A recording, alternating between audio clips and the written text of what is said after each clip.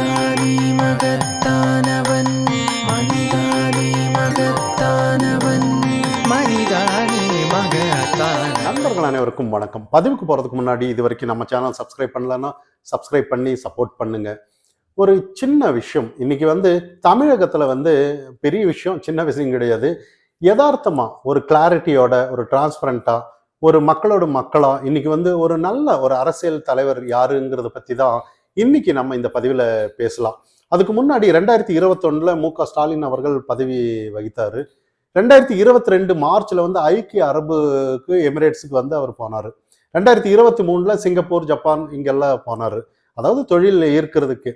2024 Spain, America இந்த மாதிரி போனாரு. இப்போ ஜெர்மன், இங்கிலாந்து எல்லாம் போறத நம்ம நேற்று வீடியோ வெளியிட்டு இருந்தாரு, அதுல நம்ம கவனிச்சோம். இதெல்லாம் தாண்டி நிறைய பேர் கேள்வி, நிறைய வழக்கமா நீங்க முதலீட்டுன்னு பேர்ல நீங்க போயிட்டு தான் இருக்கீங்க, ஈர்க்கவா இல்ல சுற்றுப்பயணத்துல மக்கள் வரிப்பணத்தை வீணடிக்கவா அப்படின்னு நிறைய கேள்விகளை அங்க கேட்டுட்டு இருக்கிறத நம்ம கவனிக்கிறோம். இன்னைக்கு சவுக்கு மீடியாவில் ஒரு விஷயத்த, அதாவது எப்படி இன்னைக்கு ஒரு ஒரு அரசியலை எப்படி இன்னைக்கு இதை எடுத்துட்டு போறாங்கிறது, அதாவது அவர் ஜெர்மன், இங்கிலாந்து போயிட்டு வரும்போது ஒரு கப்பலோட வர்றாரு அப்படின்னு சொல்றாங்க. அங்க அப்போ அந்த சின்ன தம்பி கேட்கிறாப்புல, என்ன பொம்மை கப்பலா அப்படிங்கிறாரு. இல்ல இல்ல, உண்மையிலேயே கப்பலோட வர்றாரு. ஏன்னா நிறைய முதலீடு ஈர்த்துட்டு வர்றாரு இல்ல, அது எதுல எடுத்துட்டு வரணும் அப்படின்ற மாதிரி ஒரு கேள்வி கேட்கிற பதில சொல்றாரு. அப்போ இந்த அளவுக்கு கலாய்க்கிற அளவுக்கு நம்ம முதல்வர் அவர்கள் இன்னைக்கு உண்மையிலேயே, ஏன்னா நிறைய பேர் வெள்ளை அறிக்கை கொடுங்க, என்னதான் நீங்க முதலீடு ஈர்த்துட்டு வர்றீங்க, என்ன ஏதுன்னு ஏன் ஒரே ஒரு செகண்ட் தானே இங்க போறோம் இப்படின்னு சொல்ல முடியாதா? அப்படி சொல்லலைன்னா நிறைய பேர் கேள்வி கேட்க தானே செய்யறாங்க அப்படின்ற மாதிரி ஒரு கேள்வி நிறைய பேர் கேட்கலாம். எதிர்கட்சின்னு கேள்வி கேட்க தானே செய்வாங்க, நாங்க இதை செஞ்சிருக்கோம்னு ஆளுங்கட்சி சொல்லிட்டு போறாங்களே ஒழிய, அப்படி உண்மையா சொல்லி இருந்தானா இந்த அளவுக்கு எதிர்ப்பு ஏன் வருதுன்னு நம்ம கேள்வி. இதை தாண்டி இன்னொரு விஷயம், நமக்கு இந்த இடத்துல நேத்து முதலீடுக்காக வெளிநாட்டு போறேன் அப்படின்னு சொல்லி ஜெர்மன், இங்கிலாந்து போறேன்னு ஒரு பத்திரிகையாளர் சந்திப்பு அந்த இடத்துல நடக்குது. அந்த இடத்துல கேள்வி கேட்கிறாங்க. அப்போ முதலமைச்சர் அவர்கள் பதில் சொல்றாரு. அதையும் நிறைய பேர் இன்னைக்கு ட்ரோல் பண்ணிட்டு இருக்காங்க. ஏன்னா இது நம்ம முதல்வர் அவரை இந்த அளவுக்கு, ஏன்னா முதல்வருக்கு மன வலிமை ஜாஸ்தின்னு தான் இங்க பார்க்கணும். ஏன்னா நிறைய பேர் அதாவது உண்மையாதான் கேட்கிறாங்க, அதாவது முன்னாடியே கேள்வி இதை தான் கேட்கிறாங்க அப்படின்னு தெரிஞ்சுட்டு தான் அவர் பதில் சொல்றாரோ அப்படின்ற மாதிரி தான். இல்லைன்னா எதுக்கு ஒரு ஒரு கேள்வி ஒருத்தர் கேட்கிறாரு, அப்போ சீட்டை பார்த்து ஏன் சொல்லணுங்கிற ஒரு ஒரு யதார்த்தமான கேள்வி தானே. ஆனா இதெல்லாம் பார்க்கும்போது கூட இதையும் தாண்டி நான் அப்படிதான் பேசுவேன் அப்படின்ற மாதிரி தான் நம்ம முதலமைச்சர் பேசிட்டு போயிருக்கிறாரோ என்னமோ தெரியல. ஆனா அதெல்லாம் பார்க்கும்போது உண்மையிலேயே ஒரு ஒரு 50 வருஷம் அரசியல் முதிர்ச்சி இந்த அளவுக்கு இருக்கும்போது ஒரு ஒரு ஆரோக்கியமா, அதாவது ஒரு பதில் சொல்லியிருக்கலாமே, அந்த வருத்தத்தோட கேட்கிற விஷயம் தானே ஒழிய, மற்றபடி அவங்கள மாதிரி நம்ம முதல்வர் நம்ம ஏதோ வித்தியாசமா சொல்ற பாணியில நம்ம சொல்லலை. இதை தாண்டி இன்னைக்கு அண்ணாமலை அவர்கள் நேத்து மூப்பனார் நினைவு அஞ்சலியில ஒரு விஷயத்த சொன்னாரு. அதாவது எடப்பாடி பழனிசாமி அவர்கள் 2026 கண்டிப்பா நம்ம முதலமைச்சர் ஆக்கணும் அப்படின்னு ஒரு தெளிவான ஒரு கருத்து சொல்லிட்டாரு. இன்னொரு இதுக்கு தாண்டி இன்னைக்கு ஊடகம் ஏதாவது ஒரு விஷயத்த வச்சு, எடப்பாடி பழனிசாமியும் அண்ணாமலையும் வச்சு ஏதாவது ஒரு விஷயத்த வச்சு பிரிச்சிடலாம், ஒரு குளறுபடி ஏதாவது பண்ணிடலான்றது ஒரு ஈடுபாடோட வேலை செஞ்சுட்டு இருக்கிறத நம்ம கவனிக்கிறோம். இதெல்லாம் முற்றுப்புள்ளி கொடுக்குற மாதிரி தான் எடப்பாடி பழனிசாமி அவர்கள் இனிமே இந்த மாதிரி யாரும் விமர்சனம் செய்யக்கூடாது அப்படின்ற ஒரு கருத்தை சொன்னதா செய்திகள் வந்திருக்கு. அப்போ இந்த இடத்துல அண்ணாமலை அவர்கள் ஒரு விஷயத்த சொன்னாருன்னா அது கரெக்டா தான் இருக்குன்னு நம்ம கவனிக்கணும். ஏன்னா நிறைய தலைவர்கள் எல்லாம் எதை முன்னிறுத்தி இங்க பேசுவாங்கன்னா, ஒரு சின்ன கட்சி மீட்டிங்கு இல்லைன்னா ஒரு மாநாடு, இல்லை ஏதோ ஒரு இந்த லெவல்ல தான் இருப்பாங்களே ஒழிய, கடைக்கோடி ஒரு தொண்டங்கிட்ட, ஒரு சாமானிய மக்கள் கிட்ட இருந்து இன்டர்நேஷனல் லெவல்ல ஒரு கான்டாக்ட் வச்சிருக்கிறது நம்ம அண்ணாமலை தான் நம்ம கவனிக்கணும். ஏன்னா ஒரு சாமானிய மக்கள்ல இருந்து பெரிய வளர்ச்சி அடைந்த ஒரு தொழிலதிபர்கள் கிட்ட கேட்டாலும் கூட இன்னைக்கு திமுகவோட எதிர்ப்பு தான் இருக்குன்னு அண்ணாமலை அவர்கள் சொல்லிட்டு வர்றாரு.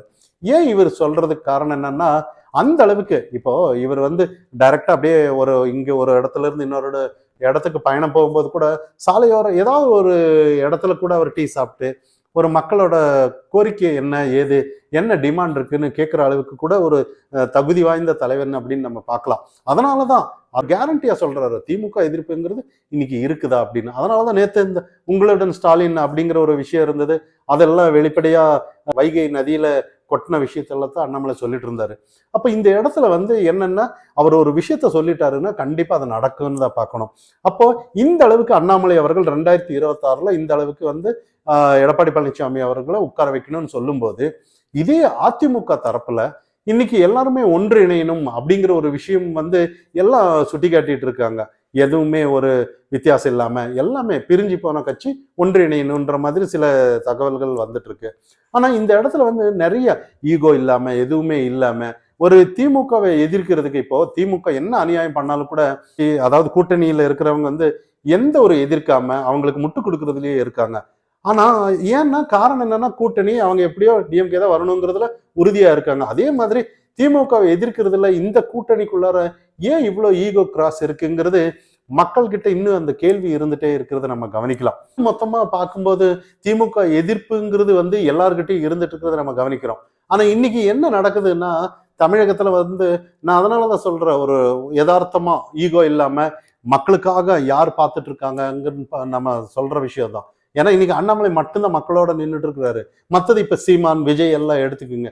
இன்னைக்கு வந்து நல்ல சீமானோட வந்து சீமான் பேசுறதெல்லாம் இப்ப மரங்களோட மாநாடு அப்படின்னு எல்லாம் பேசுறதெல்லாம் நம்ம கவனிக்கிறோம். பேசும்போது நல்லாதான் இருக்கு, நல்லா ஒரு கவர்ச்சியா மக்கள் கிட்ட. இவங்க எல்லாம் தேமுதிக விஜயகாந்த் வரும்போது எதிர்த்தாங்க, ரஜினி வரும்போது எதிர்த்தாங்க, இன்னைக்கு விஜய் வந்தாலும் எதிர்க்கிறாரு.